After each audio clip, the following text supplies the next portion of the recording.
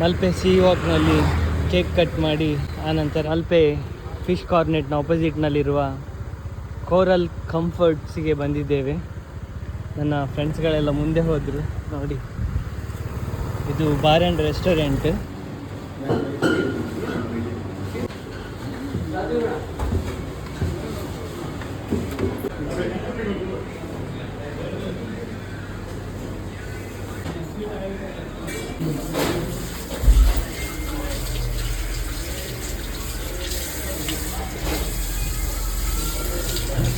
Hand wash ಮಾಡಿ ಈಗ ನಮ್ಮ ಕ್ಯಾಬಿನ್ ಒಳಗಡೆ ಹೋಗ್ತಾ ಇದ್ದೇವೆ ನಾವು.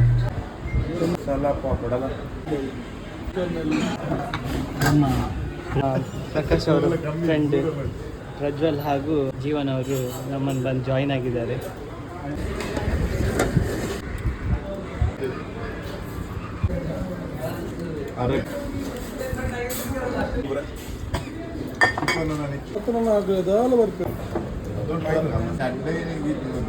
ನಾವು ಊಟ ಮುಗಿಸಿ ಬಂದು ಹೊರಗಡೆ ಈಗ ಐಸ್ ಕ್ರೀಮ್ ತಗೊಂಡಿದ್ದೇವೆ. ಕಸಾಟ, ಚಾಕೋಬಾರ್. ವಾವ್, ಆಹಾ.